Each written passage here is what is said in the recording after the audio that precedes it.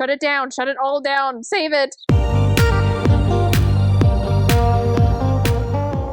Thank you for joining the Escape With Me Book Club. Escape with me, Sam Reiner. And me, Lizzie Sawyer. Into our most recent read. Come with us as we evade reality and go into detail about a new book. We'll be covering the book from beginning to end, so there will be spoilers. Today we're going to the Wild West. Written in 1974, but published on May 23rd, 2017, after the author's death. Dragon Teeth is a historical fiction that addresses the early days of fossil hunting. William Johnson, which they just clicked in my head what a name that is. Basically, person, yeah, is a fictional character that interacts with some of the most famous men of the time period. Can the story rest comfortably on William's shoulders, or will he fall short in the end? So this is a you pick.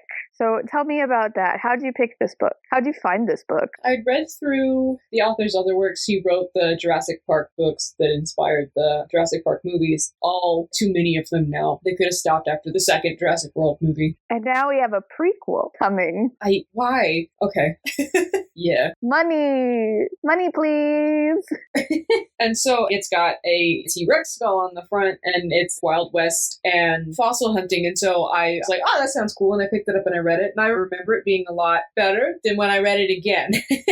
I hate when that happens. Yeah. I mean, it's still a good book. There's just more problematic stuff in it than I remember there being. Definitely some accurate to time period, because this is a historical fiction. That being said, with the problematic stuff, most of it is in dialogue and characters' actions that are obviously racist, and not so much in the subtext or in the in-between. Because for 1970s, the author takes a very nuanced approach to the Sioux Wars. So I was kind of surprised about that when I found out this was written in the 70s. So maybe that's why they were like, okay, I think it's fine to publish now. Yeah, had more nuance like you would see today, like a more in-depth look on the two sides, actually more than two sides, multiple sides of the war. It almost feels unbiased in a way too, like this side thought this and this side thought that and this side thought this. Yes, and slurs are used in a way that shows they're accurate for the time period in the way that people would have spoken in that time period. We will not be using any of those slurs today.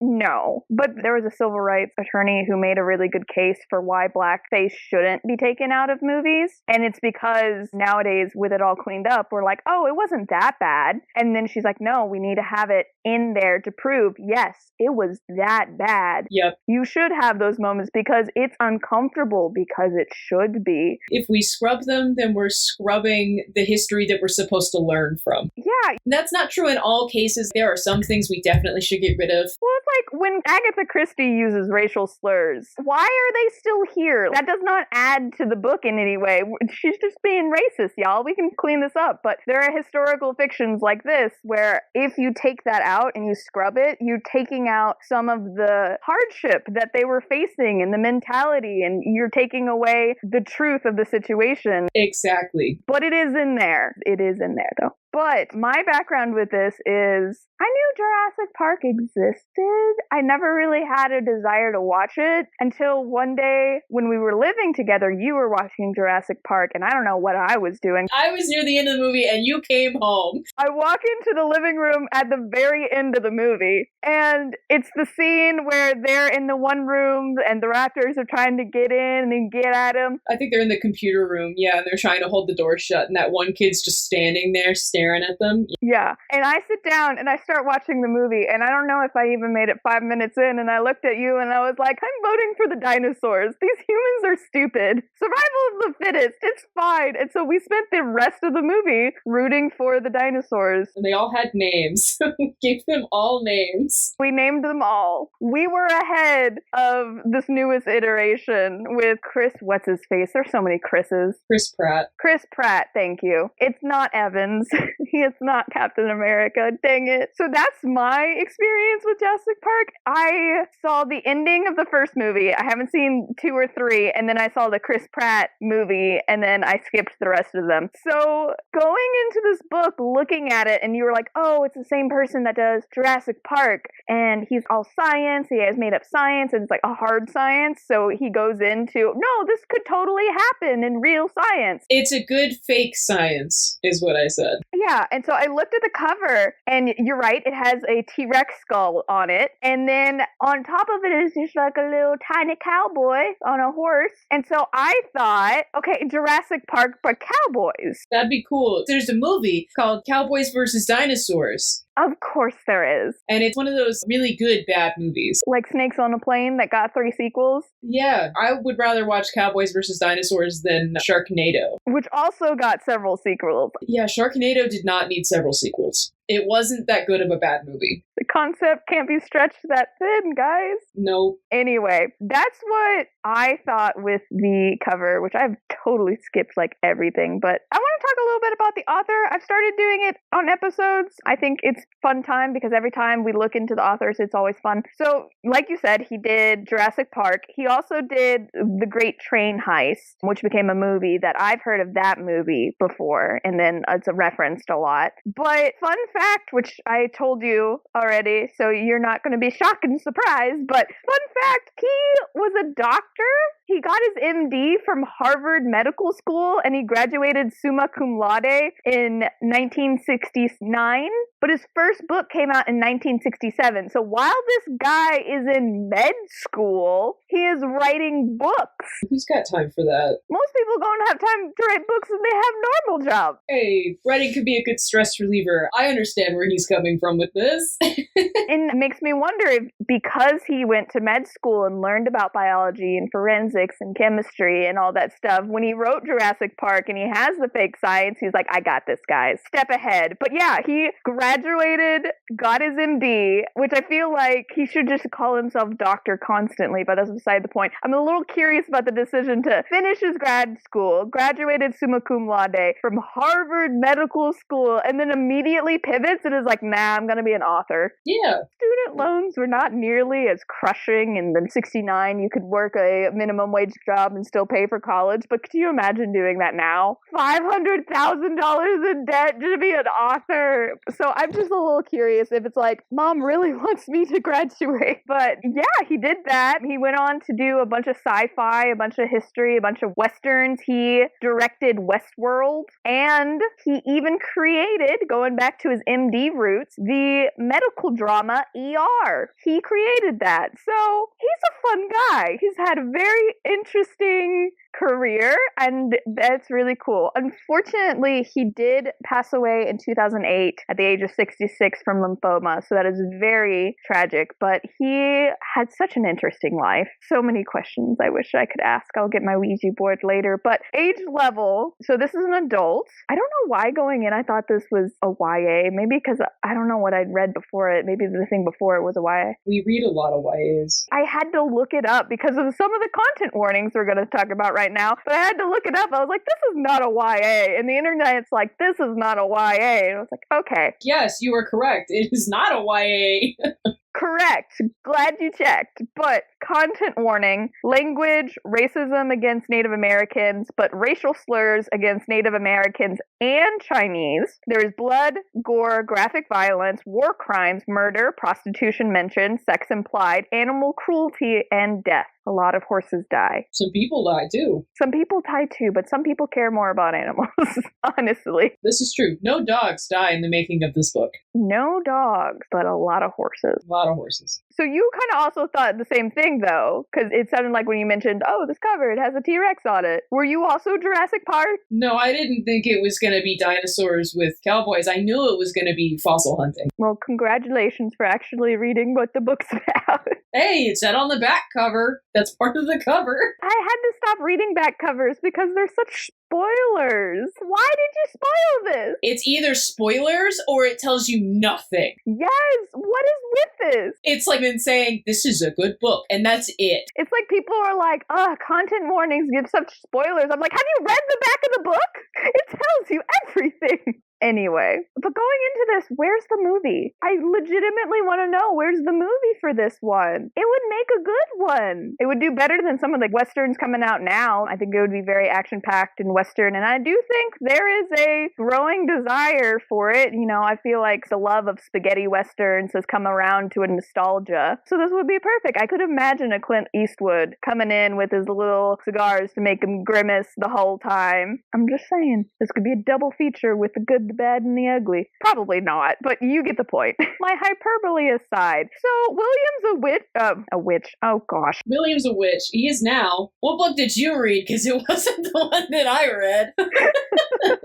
William is a rich... There you go. Party boy. Oh my goodness. Can you imagine this as a fantasy? Sorry, no, we're going too far. Yes, I could. I read 13th Child, which is a Western fantasy. I gotta get you to read that one. It's on the list. Let's try this again. William is a rich, spoiled brat that got into Yale because daddy's connections. I don't believe for a second this man has ever gone to a high school class in his life. I don't believe he even goes to classes, honestly. What is he majoring in? I don't know. He's going west because a dude bet him $1,000, which, looked it up, that's like $30,000. That's some people's yearly income. Oh my goodness. And it makes sense because he says, oh, $1,000, which is a lot of money, even for rich kids. Can you imagine a dude with like $1 million in the bank just because, or a couple million? Like 30,000 is still a lot. That's a nice chunk of change to just bet on. But William's like, yeah, that sounds good.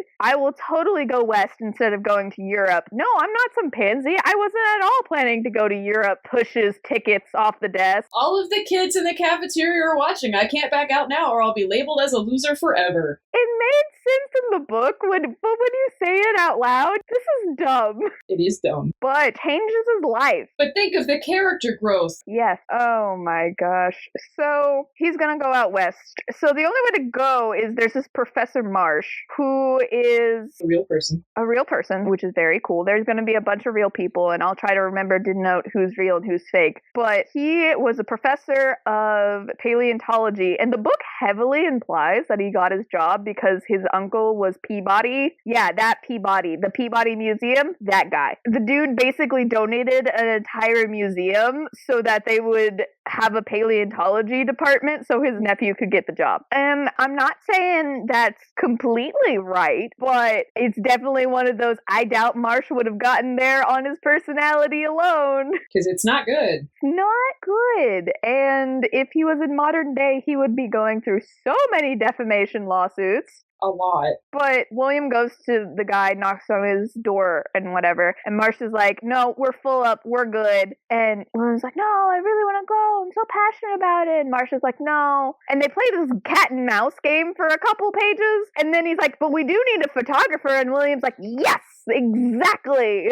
Imagining Glinda right there. Right. That is exactly who I am. So Marsh is like, great, awesome. We're going to go. So walk in. So I was like, oh, tell me a little bit about yourself, bud. He's like, oh, I'm from Philadelphia. My dad's in shipping. And immediately Marsh narrows his eyes. He's like, I bet you're a Quaker too. William's like, no. And immediately I'm like, there is tea here. Let me just sit down real quick. Are we going to learn about this? Because that was aggressive. That was very personal. Marsh is nothing if he is not aggressive. And dramatic. He's very emotional. Poor man dies alone.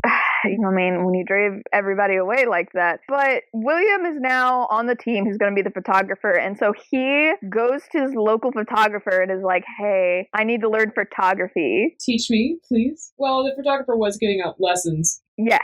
But, I don't know, it's a little bit funny because the book's like, and this is the first time in his life money couldn't give him what he wanted and he had to work for it. But actually, now that I think about it and now that I'm getting better, I'm kind of enjoying this. Not doing nothing and not crashing yacht boats for the fun of it. He didn't crash it for fun. He stole it for fun. He stole it and then he crashed it. And his dad had to buy his friend a new one. And his friend was like, what the heck, man? And he was like, well, you were busy and far away and I just couldn't be bothered to ask you. So, yeah, it's fine. It's not my fault.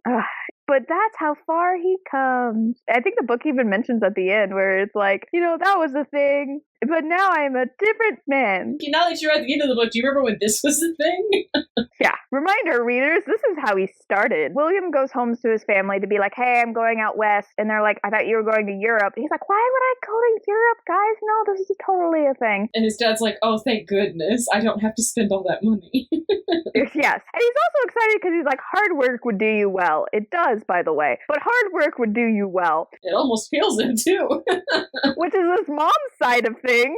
They're both right. His mom is worried. His little brother's just happy to be here. He really is. He's also a brat. And I'm like, oh gosh, I wonder what life events are going to happen to you. But his mom's concerned because during the time period, it's very active Sioux War. So what had happened was, in the great tradition of the American government came upon a group of Native Americans. And the Native Americans were like, we'll coexist, that's fine. Just, this is our area. Yo, you stay over there. And it's the Black Mountains, which are very religiously significant to them. And they're like, hey, just keep your people out of this area. This means a lot to us. You can do whatever the heck you want. And the American government is like, it's a promise. Then they found gold.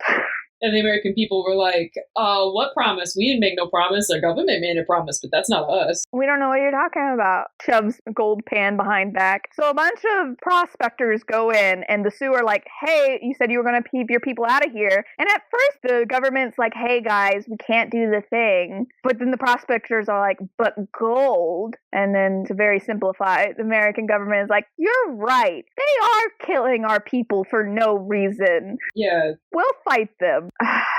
So they're in a war, and it's currently taking place in Wyoming, Dakota, which is not split into two yet, and Montana. And Marsh says to tell him that he's going to Colorado. He's like, it's fine, it's Colorado. And they're like, okay, well, as long as you stay safe. He's like, yeah, I'll stay safe. And then that chapter is like, and then a couple of months they get a telegram that their son is dead. I was like, oh, that's some foreshadowing.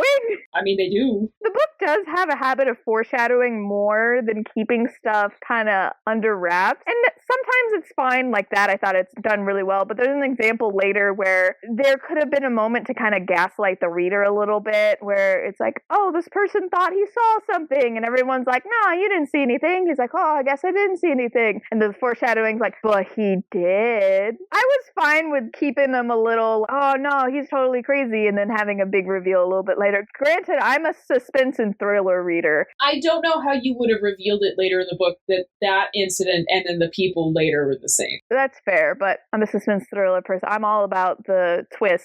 You're a suspense thriller person? No. No way. So Marsh, 2 staff, 12 students going on by train. Marsh has decided that William is a spy, and you know what his first instinct is? He thinks he's working for this guy named Cope, who is also a real person. And he is a professor of paleontology at the University of Pennsylvania. He is also going out west this summer to find bones. And you would think there's enough room for both of us, considering how vast the West is and how much there is to discover. But no, he is very competitive, and all of the bones are his. And anyone taking bones is a thief because they belong to me. Please take a Xanax. A chill pill would be great for you right now. But his first instinct in thinking that William is a spy is to just walk up to William and be like, Cope murdered his father. He's a murderer. He cheats on his poor, ill wife. I just want you to know that. And William, who is not a spy, is just sitting there like, okay, did not know that. Great. And then Marsh just walks away. He's so unhinged. Oh my gosh. So they get to Cheyenne. There you go. You got first try. I looked it up. It is one of those cities that everyone around the area was like, yeah, Cheyenne, duh. And then every outsider is like, Cheyenne? No, it's Cheyenne, duh. Uncultured swine. Every state has them. We all know. But Cheyenne, Wyoming. The kids are all excited. They're sheltered Easterners, rich guys who've never seen the hard side of anything. And they're like, oh, this is so cool. Kind of cosplaying Western. They're like, this is so cool. I can't wait for a gunfight. Until a gunfight happens and then they all go hide in the theater. They are not prepared for the West. And the book makes you very aware of that fact. I think it's very masterfully done with that juxtaposition. But I'm really curious about this plot line. In the theater, William falls falls for one of the dancers. I'm just going to call her Lucy. That sound good? Sure. We're just going to call her Lucy. It's fine. She has a fake French name because that's what the owner of the establishment wants to do. It's like, Parisian, blah, blah. But he's just obsessed with her. First kiss, he immediately says, I love you after they kiss. And he promises, I'll be back in August and we can be together and I'll take you back home to my family. And she just has the most amount of, you're such a nice guy, that it's painful that William is not getting it. She never pops up again because he comes back to Cheyenne. And I was like, oh my gosh, they're going to meet up again. And they don't. I was like, aw. It could have just been a point to show that he's very sheltered, yes. And foreshadowing for when it happens again later. Because it also works later. But goes to sleep and wakes up, goes down for breakfast, and they're gone. And the guy up front is like, yeah, they left for the 9 a.m. train. They said not to wake you. There's no way. There's no way Marsh left me behind. That's crazy. And the dude's like, yeah, you even left your photography stuff, which I'm a little bit surprised about, but maybe that would have been theft. But could Marsh prove it? He may leave people behind on the expedition, but he's no thief. Well, unless it's Bones, but still. He's just a defamer and a murderer and a thief. It's not a photography equipment. It's an important plot point that William has his photography equipment. He's a photographer. That is very important. So he's out on his luck, and he's like, well, what the heck am I going to do now? When guess who should appear? Hello, Cope. He is traveling with his wife, who he is not cheating on and who is not an invalid, by the way. Your first hint that, okay, Marsh, you have issues. Granted, Cope also has issues. This is the first hint? This is the first hint he has issues? This is the first proof that he has issues. Because up to this point, you're like, maybe he's justified. Maybe he is a murderer. No, he lies. He's a lying liar who lies, who sits on his throne of lies and tells them. So Cope is like, hey, man, we could use a photographer. Why don't you come with us? So they're going to Montana, which, once again, those were one of the 3 states where things are not good. And so many people warn him on the way there. His fanaticism is coming out. Because where Marsh was aggressive and defaming other people, he's just like, nah, we're fine. It'll be fine. We'll just go. We'll get the bones. We'll leave. It's fine. What do you mean the U.S. military is telling us we can't go into Montana? We're just going to wait a couple days till you get orders to leave the fort, and then we'll just sneak out. It's fine, guys. I'm going to buy all our supplies at a massive upcharge because it's fine. Also showing money can get you wherever you want. Thanks, Cope. So they go into the wild. This part's called The Lost World, which is very hyperbolic, and I love it, but it's also true. Very artistic. Love it. There's a couple of characters with them. The only other one that is real is Sternberg, who is Cope's kind of right-hand man. And Sternberg wrote 2 books about his travels with Cope, which the book draws from a lot. This book has a bibliography. He put in a lot of work to make some things as accurate as possible, and then, dramatization of things. But there are actual quotes from historical documents and these 2 books that Sternberg wrote. So it's pretty cool. It's a fun time. But we have 3 students who I'm pretty sure are all made up. And then another staff person who I think is made up. His name is Isaac, and I really don't know what he's doing here. This man has drastic PTSD, which is very valid because he was in a company that got attacked by Native Americans, and he was the only one to survive a very traumatic experience. And so he has hecka PTSD, and it really messes with him the entire time. And I can't see Cope paying him well enough for him to be out in the field doing this again. We don't really get a reason that Isaac's there. He's just kind of there. He's there for the bones. He's there for the bones. And to insult the crow later, but we'll get there. So they go on their way, and as they travel, a couple of things happen. For one, they get attacked by the U.S. Army. Who thinks that they're gun runners, and their captain is very, very drunk. Yeah, and everyone else is like, they're very obviously not gun runners. And the captain's like, I'm the captain! Don't care, burn their wagon, kill them all. And so they lose stuff, and one of them gets shot. I think it was Toad. It is Toad. Poor Toad. He didn't deserve any of that. No, he does not. Then there's a thunder shower, and there's a herd of buffalo, and there's a stampede, and so they lose more stuff, and the stampede is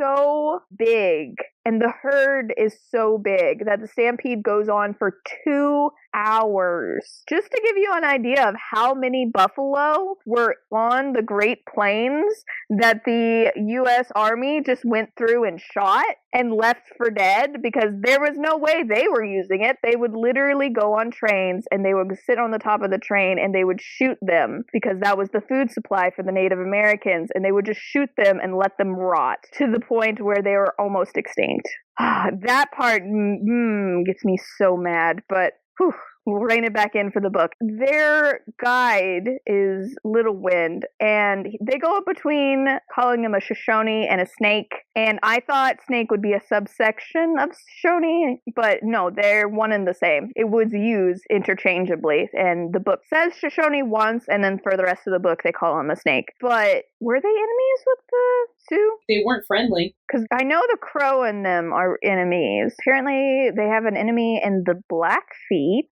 I do not know. Google is not giving it to me quickly. But he doesn't seem to like the Sioux, so... They definitely try to kill him at one point. That is true. So I'm going to say they are definitely not friends. But his name's Little Wind, and he thinks that the buffalo stampede was set off on purpose. So can we add murder charges to Marsh? Because this entire time, you're wondering if Cope is a little paranoid with Marsh, because Cope says, well, Marsh has done this, that, and the other thing. And we've already had one extremely unreliable narrator, and Cope comes off a little unhinged. So you're like, well, maybe he's doing the same thing. No, Cope is right 100% of the time. Marsh is actually the worst person ever. Yeah, we couldn't do murder charges, but you could do attempted murder charges. I would count those as attempted murder, because I think he absolutely hoped that this and the poisoning of the water spring. Yeah. And yeah, they poisoned the water. Granted, I think that would have just knocked him out for a little bit. They mentioned that it could kill you. Yeah, because dysentery is still a world killer. But here's the thing with Marsh. Marsh left with 2 staff members and 12 students. He ditched one of them in the middle of nowhere, which I thought was kind of ballsy of him, considering he's very specifically trying to get in with all the rich parents. But 2 staff members and 11 students out there digging fossils, right? So where is Marsh? Not digging fossils. Bothering Cope! My man! What are you doing out in the middle of nowhere, not digging fossils, and trying to sabotage Cope? You've got a problem. I really do think it's the entitlement of all bones belong to me, so if you take any of them, you're a thief. My man, you're so unhinged. Which makes him a very good antagonist, arguably the villain of the book, besides Mother Nature and the U.S. Army and the Sioux and criminals. But beside all of those episodic moments, Marsh is an overarching villain here, and he's a very good villain. It's very, very fun whenever he gets his comeuppance, and it's very enjoyable to hate him and think that he's crazy. The book is better for it, which does make I'm a little curious how much he is accurate to life versus being dramatized for the book, so there's a plot. But Toad, who got shot in the arm by the U.S. Army, has a really infected arm, and it will likely need to be amputated. And this was one of the moments where Cope was like, yeah, when we go back to town, we'll really need to take care of that. And I'm just like, go back to town now, or at least send him with somebody. It's gonna spread. There's infection. But they actually get some luck here. At this point, they've heard about Sitting Bull, and I kind of love that the book is like, Colonel Mustard was a hot-headed idiot that shouldn't have been in his position. Thank you. Somebody needed to say it. Little Bighorn has happened. They hear about that in the fort back with the army, and so they're scared of Sitting Bull and their very large camp of men. They have about 3,000 men, and so they come upon an area and they're setting up camp, and they look down and they see, oh crap, crap, that's like 1,000 teepees. Are those the Sioux, who would murder us immediately, or the Crow, who might not murder us immediately if they like us? Better chances. Turns out it's the Crow. They go down, they talk with them. They have a really long conversation with them, why are you here? What are you out here doing? This, that, the other thing. And Isaac, this is the moment where I was like, what are you doing here? Isaac apparently speaks one of the Native American languages, and I don't remember the name of it specifically, but it's the Sioux language. The Crow sent some scouts to come up and be like, hey, what the heck are you guys doing? Come up, they're on horseback, looking down at them, and Isaac says something like, hey, we're friendly, we're not here to bother you, whatever he says, and they ride off really upset, and someone's like, what did you just say? And he's like, nothing, I was just using the language. And he says the language, and they're like, you idiot, you just used a Sioux language to the Crow. They are enemies. Now that what? And I was like, why is Isaac here? Why? It's fine. That's the last time he's honestly really mentioned in a meaningful way, so whatever. The Crow end up taking Toad and like, hey, he needs to stay for a night. Here's this guy, White Deer, who's going to look over his arm and take care of him. Toad describes it as magic. Doesn't really go into it, but it's some sort of traditional healing, and his arm is healed, which is pretty awesome. So now he doesn't have to get his arm amputated. I was like, that's really cool. Good job. Not that that does anything for him later. No, he just dies with both arms. So yeah, there's bones in them there hills. And they spent the summer digging the bones. And the one really interesting thing for me here is Little Wind gives an explanation for why the Shoshone believe that these bones are here. And they say before man, there were giant serpents that walked or slithered around the world. And those are those bones. And the Great Spirit destroyed them. And so killed them. And now those are those bones. And so he's worried, hey, you're messing with something that the Great Spirit destroyed.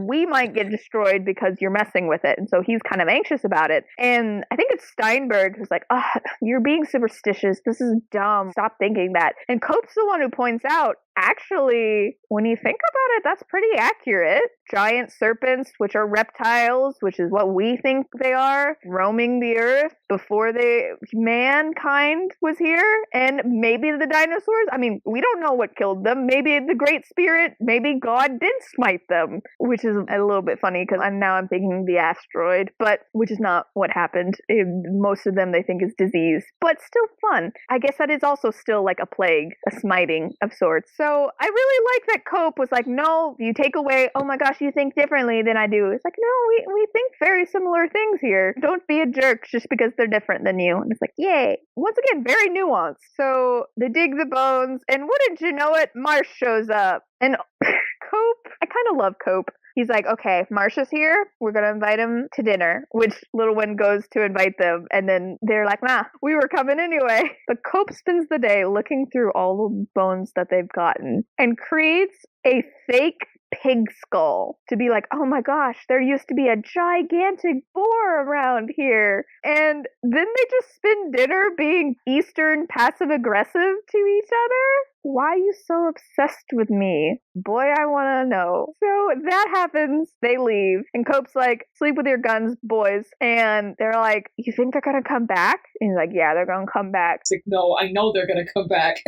And you want us to shoot them? Yeah, I want you to shoot them. And they're like, oh my gosh, we're about to kill Marsh. This is crazy. So they come back. They're like sneaking on the ground. Not very sneaky. But Cope looks at William at this point. He's like, if I wanted to, I could. And then shoots in the air. He like lines up his gun and everything. He's like, I could. That'd be such a good movie scene. Anyway, Marsh is like, I knew your stupid pig skull was your fake. I'll be back for you, Cope. And Cope's like, he's not bothering us anymore. This is after they also poisoned the well and did a bunch of other stuff. It's a whole thing. You need a hobby, my man. You need a hobby. He's got one. He's digging bones. He's got a profession. He needs a hobby. But the profession is not keeping him busy enough. No, his profession is being paranoid. Facts. Once again, more people come by and they're like, hey, the war is getting closer. And Cope's like, nah, we'll stay. It'll be fine. No, it'll be fine. We'll leave in late August and we'll be fine. Spoiler alert, they're not fine. Yeah, they finally get to the point, the book's called Dragon Teeth. William finds these rock-looking things, and he's like placing them aside, and Cope walks up. He's like, no, no, no, no, no, no. These are not rocks. No, he drops them on. They're on a cliff at this point, on a cliff face. The stereotypical fossil digging. Forces his way up the hill. He's like, yo, this is a tooth that you just rolled down at me. I need you to stop. Yeah.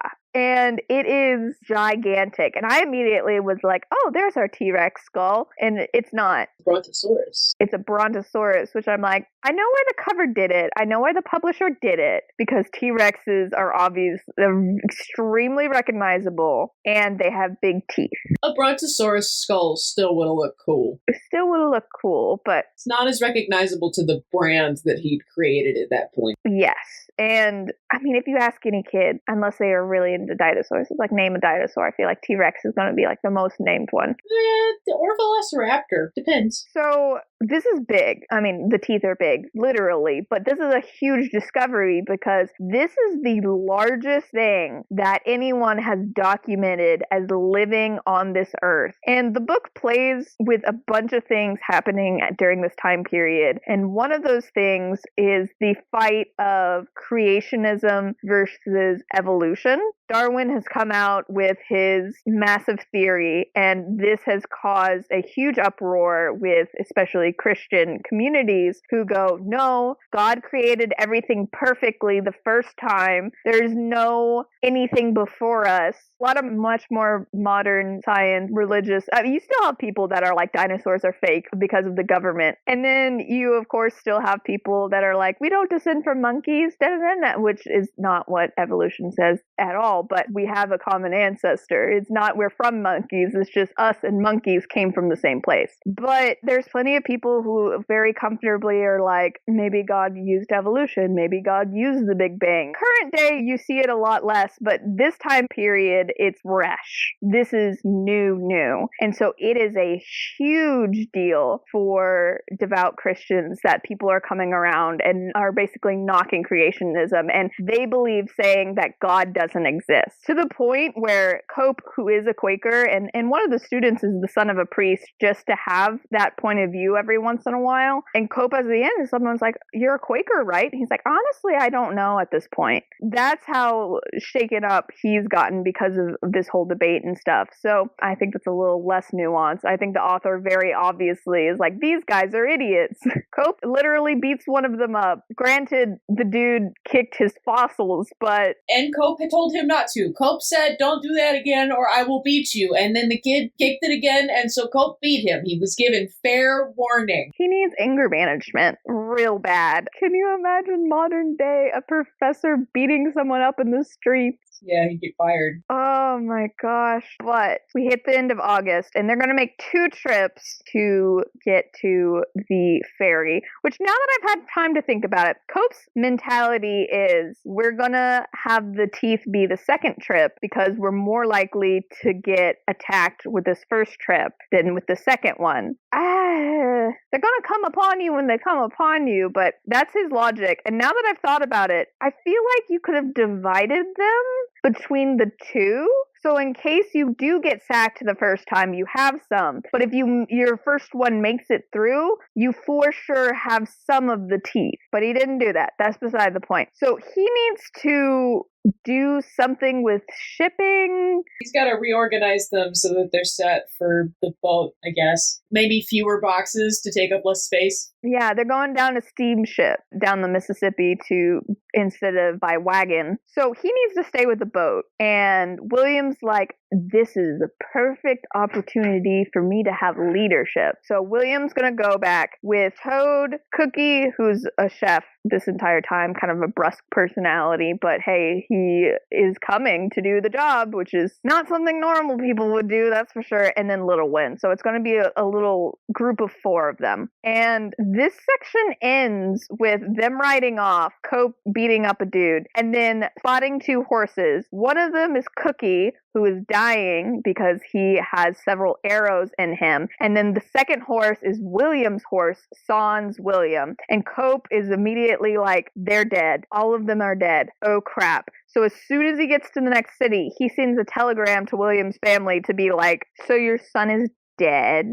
Very, very sorry about that. And that's the foreshadowing of, and then later that year, they got a telegram that their son was dead. But actually, we get part 3. Okay, so Cookie and Little Win mutinied. More Cookie than Little Win, because Little Win feels bad about it. And they demand that the other two get off their horses, and they're just going to leave them, because screw the stupid bones, we're not going to get murdered. Gets murdered anyway. It gets murdered anyway, but why did they have to attack William and Toad in the first place and leave them stranded? I mean, they didn't attack them. They were just like, we're leaving. Get off your horse by gunpoint. It's like, we're going to leave. Well, I mean, they still had the wagon. Leave. Whatever. Maybe Cookie and Little One were on the wagon and they were like, no, we need the... Well, no, because it was Cookie's horse. I'm sure there was like weird shuffling and they were like, we need the horses so that we could get. I don't know. Because Little Win also has a horse later. Yeah, I don't know. So that's at least 3 horses. I really don't know why they had to do this, but Cookie has decided that they're going to mutiny. And Toad and William are like, well, we're going to go get the bones anyway. Thus begins the section of, what are you doing? And William going, I honestly don't know, but I have to keep the fossils. Do you really? Yes. Hey, man, you come this far with those bones, you're keeping them bones. If I went through that much for those boxes of bones, you're in too deep. He is, though. Goodness. And that's like kind of the summary of this whole section is, nope, keeping the bones. We're in too deep. No, the summary of this section is, nope, keeping the bones, and everybody else being like, but they're not really bones, right? Wink. So William and Toad have the wagon, go get the fossils, headed back, and the Sioux appear. They're chasing Little Wind, and Little Wind accidentally leads them straight to him. And so they hide in the Badlands, but Toad is already killed, which is very sad. And Little Wind has injuries. But there are several times in this section, too, that Little Wind is like, we're going to do a thing. And William's like, that thing will get us killed. And he goes, we're going to get killed either way, so we might as well do the thing. He is the calmest head here. The prevailing, and it's just his passing hit me the hardest, I think. Toad made me sad, but Little Wind, I was like, no, but managed to get William at least to safety to a place called Deadwood Gulch, because William wants to go back to Fort Benton, and Little Wind is like, no, that is exactly where they're expecting white people to go, so we need to go the opposite direction. Makes it to Deadwood Gulch. And so William is arriving at this... Okay, I immediately want to think of a stereotypical Western where the entire town is just one road, right? But Deadwood Gulch has 3 hotels and 12 casinos and an entire section for Chinatown. So this is a pretty big place, but my mind refuses to let me see it as a map. But he's rocking up to this basically city with a bunch of crates that he claims are fossils and 2 dead bodies, a white man and a Native American. And everyone's like, who's this guy? Those are definitely not bones. That's definitely like gold he stole from somebody, or gems is another theory. But so we get to meet 2 people. And what's interesting is the first one is introduced, Broken Nose Jack McCall. And you think he's going to be the head honcho guys because he's kind of introduced first and he just walks up to a random guy and shoots him. But he's really not that important. He does a crime and then he runs away, and then he ends up bragging about the crime in an actual city that has a sheriff, and he gets arrested. And is surprised. He's very surprised because Deadwood Gulch is a lawless town. We got a judge to do inquests, but we don't got a sheriff because everybody who could possibly be sheriff gets shot. That seems sustainable. Yeah. The important one is Guy Curry, who has a snake tattoo on his left wrist, and he has 2 brothers, and they're highwaymen, and there's a couple other people that are kind of part of it, but he is the actual villain here for the entire time he's in Deadwood Gulch. William needs money to be able to get the bones to... I've forgotten. Cheyenne, thank you. He needs money, so he sets up a photography studio. And this guy Curry is like, don't you dare ever take a photo when I'm in it. And immediately everyone's like, oh, so you're wanted. Those photos, you gonna be in trouble, huh? So he is worried about getting snowed in and he's not getting money fast enough. That's when the army comes to town. Like, oh, thank goodness I can go with them. So he goes up and gets an appointment with the general and is like, hey, can I pretty please come with you guys down to Cheyenne so that I'm safe? And the general is like, no, we don't want to take a civilian. This is too risky. No. And then he's like, what are you even doing here? And he's like, oh, I have some fossils. I have some dinosaur bones. And he's like, oh, you know Marsh? William is very smart here and it's just like, yes. And so the general's like, oh, yeah, no, I know the dude, great guy. You know what? Why don't you come with us? You know, Marsh, we'll hook you up. It's fine. So William just accepts it. He's, thank you. Doesn't say anything. Smart man. So excited. Well, at this point, he's learned to keep his mouth shut. You live in a town like this, you keep your mouth shut. He has a lot of personality in the first little section, but by the time we get on the train, he's more of an observer of things around him. He does stuff, but he doesn't really have a lot of opinions, listens to what everybody says. Very blank slate, which makes sense because he needs to be very blank slate for some of the stuff to happen to be able to hear all of the sides. But so excited to be leaving. He's going to do just a couple more commissions before he goes. Takes a picture of the hotel that he's been staying at as a thanks to the dude that's been letting him stay there and gone through a bunch of troubles and stuff. Well, there's been a murder, I say in the Michael Scott fake accent from The Office. And I don't know why, but this one's a strangulation. And everyone's like, oh no, we need to find the person who did it. There's a difference between murder and a duel. There is a difference, but the dude was sitting at a cards table playing cards, and Curry walks up to him, or maybe it was Broken Nose. I think it was Broken Nose. Walks up to him and shoots him in the back. And everyone's like, didn't see anything. So that's why he gets surprised when he gets arrested later. But William took a picture of the hotel, and he and the hotel manager are like, oh, I wonder if he took a picture of when it happened. And so they blow it up and they look in the window and they're like, oh, we can see something. And so they keep blowing it up until they can see in the window. And you can literally see the guy being strangled. It's the moment of the murder. And you can't see who's doing it, except you can see their hand. And guess what tattoo is on the hand? It's Curry's. It's the snake tattoo. And so the judge is like, cool, we're going to put you in witness protection for the inquest in the morning. Can't do the inquest now because that would be convenient, efficient, actually happen. Oh no, but I'm going with the military. It's like, it's fine. We're going to put you in jail for the night, which is basically a mine shaft. We're going to put you in jail tonight because that's the safest place for you. And we'll come and get you 9 a.m. in the morning. So William has to watch as the military just leaves without him. And he's screaming, trying to get their attention, but they don't hear him and they just leave. And then he's stuck there until the judge decides to show up at noon to be like, oh yeah, no, we can't have an inquest. He left town. Anyway, let me get you out of jail now. And you're just... Is this like Skyrim laws where it's like if you crouch down long enough, they'll forget and you can just walk around and it's fine? Because he comes back to bully William constantly. And I'm just like, did he leave for 30 minutes and come back? And it's like, oh, we can't have the inquest again. Once again, there's a little part of me that wonders how much of this is the judge being lazy and how much of it is the judge not wanting to also be shot.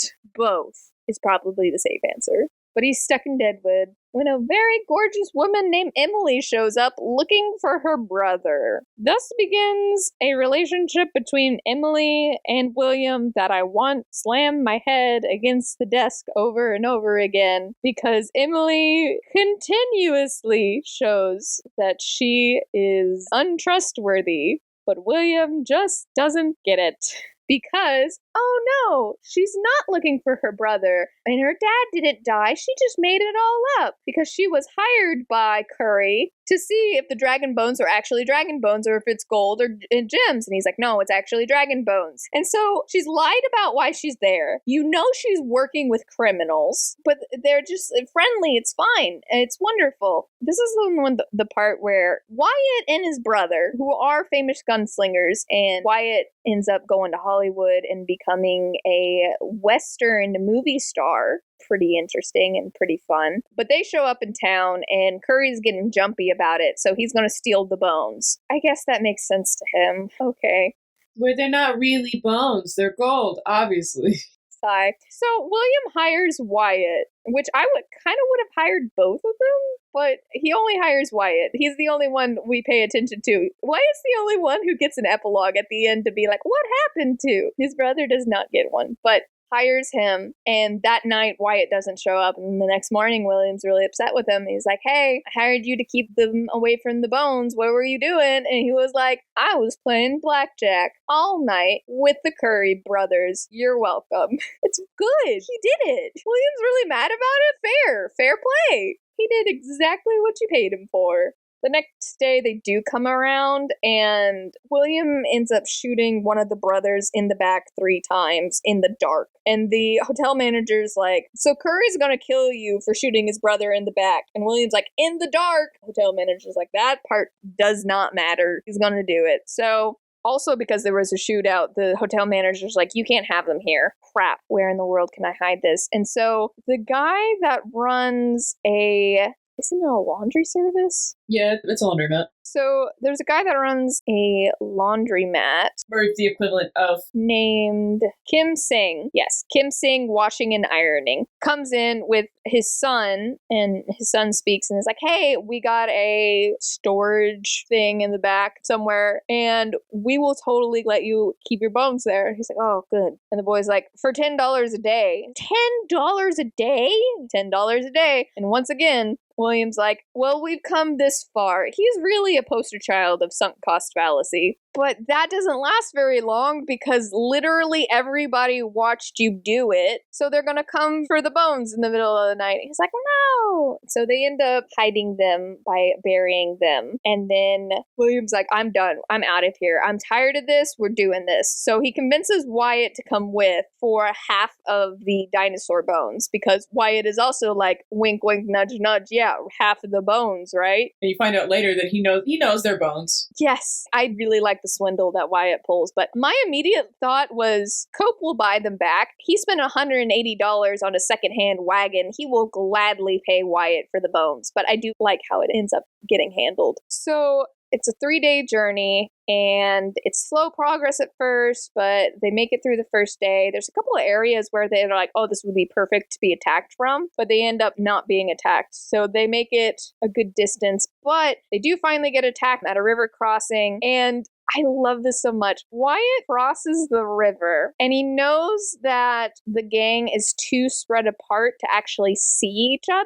And so he just shoots, not at anyone, just shoots, and then makes sounds like terrible cries of pain, like someone did get shot, and everyone's just convinced they're being shot one after the other. And it's just, this man is so smart, and I love it so much, and I'm sure he went on to use those skills. I mean, if this was a thing that did happen in his Hollywood career. But all I could think was the gang runs away because they're worried about getting shot. And all I could think is when they get back together and they do a head count, they're gonna be so mad. Oh my gosh. But I love that. So they make it to the city before they can go to Cheyenne. And guess who shows up? Marsh. He's a really good boogeyman in this book because he just keeps showing up and you're like, ah! No, not you! But Marsh doesn't recognize William anymore because he has spent months in the Wild West and he has a beard now and he has a scar that he didn't have before. He's really raggy and dirty and whatnot. Wyatt ends up blowing his cover and you think, oh gosh darn it man, but it's all part of his plan, which I love. This is his third plan. So Wyatt and Marsh are bartering over his half of the bones, which I mean, it was like good for Wyatt for getting paid, but it's the wrong guy. I'm so upset by that. Except Emily points out to William that Wyatt's distracting him because if he wanted to, he could just make the deal straight out, but he's distracting him so you could do something. And so finds a bunch of rocks and paints them with this rice paste that they've kind of created to keep the bones from being broken. Pastes up the rocks, puts them in a crate, puts an X on it, and because the dinosaur teeth box has an X on it, puts a fake X on it, puts a real X on it, but on the fake box. And Marsh comes out and he's like, all right, I paid a couple $100,000 in cash to Wyatt. This man is a very good negotiator. Marsh is like, I'm taking that one, and that one, and I'm definitely taking that X crate. And they walk off, and William's like, cool, we need to get the heck out of Dodge right now. So they make it to Cheyenne, and he spends a lot of time with Emily, and it's like they do stuff together, but she's so sketchy, even at to this point. And eventually she runs into this guy, and Emily's not even her name. She has a completely different name with him, and apparently she is from back east. She claims she has never been east before, and she creates the scene with William to be like, you were never going to take me there. You were just using me. Da da da da. So she can, in good conscience, just run off with this other guy because apparently she was a finagler and a grifter. Frankly, that is what she is. She even lets William get arrested for the murder of William. What happened was, I mean, what is she gonna do? say that it's William. How would she know? This kid could just be saying that he's William the entire time. She met him in Deadwood. Well, she says, I've never seen this man before in my life. I don't know who he is. So she definitely could have said not that. He ends up getting arrested because what happened was he comes to town, which they spend way too long in Cheyenne. I'm expecting Marsh to track them down after 3 days because there's no way he spent 3 days waiting to open these crates. And he's just hanging out in Cheyenne doing whatever. Really needs to get a move on, but that's beside the point. While he's been there, he has been using the name William Johnson and walking around and whatever, and someone sends a cable to his parents to be like, hey, there's this dude. I think it's even William himself who might have cabled to his dad and been like, hey, I need money. No, yeah, he cabled his dad for money as soon as he went to Cheyenne because he needs the money. That's why they hang out for so long. And then the dad wires back, my son's is dead. I don't know who this man is. And so he ends up getting arrested for the murder of himself. And once again, Emily is the worst because, oh, what could she possibly do? She's selling off his crates. I mean, she's not. She wants to, but she doesn't actually, though. Because she's not able to is not a good, oh, but she didn't. She tries to sell off the crates, but it's actually filled with dinosaur bones. So William ends up convincing a guy to, like, please send a second telegram, and he fills it to the brim with things only he would know. And so that gets wired off. Lobbyist. Emily's a DC lobbyist. Anyway. And so comes back and Cope sends a telegram and the dad sends a telegram and a bunch of other people are sending telegrams that this is really who it is. And so William is finally able to go home in October. It's been a long time. And so he goes to Cope, gives him the bones, goes, sees his family, but he goes back to Yale and finds Marlin, who is the guy who made the deal with. And he's like, hey, I did the thing. Give me the money. And Marlin's like, the bet was that you were gonna go west with Marsh, which, considering how much time he spent with Marsh versus what his students probably got, he basically did go west with Marsh, but that's semantics. He is not having it. William just shoves him against the wall. It was like basically threatens his life. And he's like, you are gonna give me that $1,000 because I swear to goodness, I did not go this for a stupid bet that does not end up happening. And the book kind of ends with Marsh showing up and being mad at him, and William just being sad for him and realizing that Marsh is kind of a sad sack with no friends because he pushes them all away with his paranoia. And then we get the epilogue of what happens to all of our famous people. It's a fun time. General thoughts on this? Now I'm interested. I am now much more curious about this time period than I was before picking up this book, which is always a good sign of a good historical fiction when you're like, I want more history. Thank you. You have made me very interested in this time period. But yeah, I liked the book. I think it does a really good job of showing all the craziness that it's happening. I am a little curious how much is dramatization and how much is real life, because I do believe there's a good amount of real life in there. I'm not knowledgeable enough to be able to parse what's what. But yeah, where's the movie? Oh, so it's being adapted into a limited global television series by National Geographic. That could be fun. It's a lot of fun. Okay.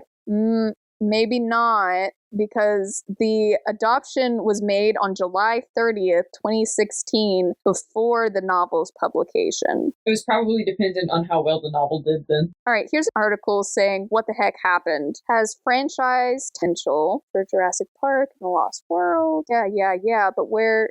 That did not help me. I wonder if the rights are still tied up somewhere. They probably still own the rights. Yes, maybe somebody else wants to make the movie but needs to get the rights and they're still tied up with whoever owns them. Okay, wait, here it is. So in 2016, Deadline reported that National Geographic was interested in adopting it into the limited series. Seemingly an announcement as far as the project got, because there have been no updates ever since. Alas, that makes me very sad. So where is the movie? We will see, maybe one day. Ugly's finally got a movie after 20 years. We'll see where we get. One question for the author, though, why didn't he publish it? Did his publisher not want it? Because that's a really long time after his death to publish a new book.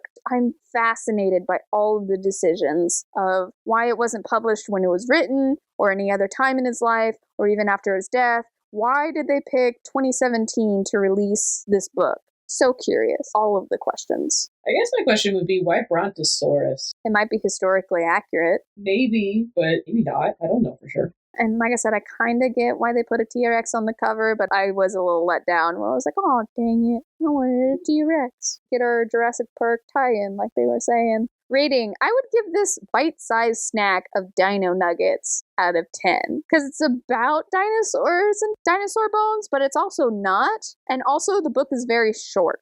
It's a little bite-sized snack, and you got your little dino nuggets roaring at each other. It's good. A nice little snack. An actual Western out of 10. Read again. I'd read it again. It didn't take very long. It was fun. And like I said, I'm interested in this time period. So maybe if I've done more research, I'd like to come back and be like, okay, so how much of this is historically accurate and how much of this is dramatization? I think that would be pretty fun. But it only took me a couple days to read it, and I'm a slow reader. So it's not a huge commitment. So I could see picking it up and reading it again. Yeah, I'll probably read it again. Starting to say, you have read it again, but having reread it a second time, you still think there's value in reread? Eventually, not anytime soon. That's fair. Maybe when the movie comes out. I'm kidding. But have you read this book? What is your favorite dinosaur? Do you have any book recommendations for us? Tell us all about it in the comments below. If you like the video, hit like. And if you're enjoying yourself, hit subscribe for more. Mine's the Plesiosaurus, by the way. That's a good one. Thank you for exploring dragon teeth with us. Join us next time when we'll be covering Inheritance and Reign by Catherine McGee. I'm Sam Reiner. And I'm Lizzie Sawyer. And we hope to see you and a friend here next time. Escape With Me Book Club is a Lunar Skulk production. Check us out on TikTok or Instagram to keep up to date with us. Lunar_SKULK.